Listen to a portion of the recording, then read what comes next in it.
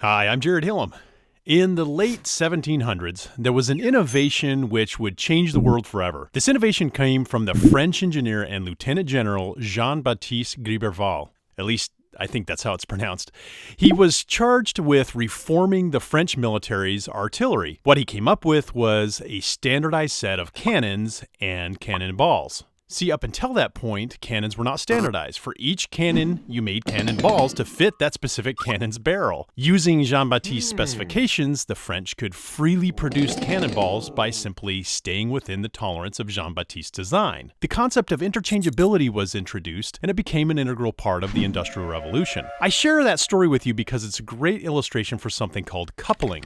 There are two types of coupling, tight coupling or loose coupling. For example, the cannonballs that are custom made for a custom made cannon are tightly coupled to that cannon, whereas Jean-Baptiste's loosely coupled cannon design will allow you to exchange the cannonball inventory without any conflict. But the cannonball example is a fairly crude simplification. Carl Weick, the one that came up with this coupling concept, wrote about more intangible systems like organizations and information systems. He discovered that tightly coupled systems run very smoothly when all the steps in the system are present and accounted for. But these types of systems are fragile to any change, like bumping one domino and having the rest of them fall. Understanding coupling comes in really handy when you're setting up a system to turn data into information. Let me give you a few common examples of tightly coupled scenarios, which we often see in this space. So first example, let's say you have a data guy that gives you all the information you need.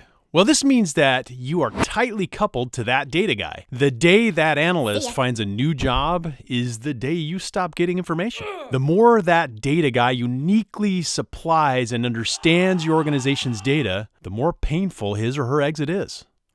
Second example, your organization decides to custom build all the analytics into the CRM or ERP application. This means that you are tightly coupling yourself to your software vendor because all your information assets are custom coded therein. So when you go to negotiate your fees with your vendor, you no longer have the upper hand. Or worse, if you have to replace that vendor, you now are forced to completely rebuild how do you turn data into information. Third example.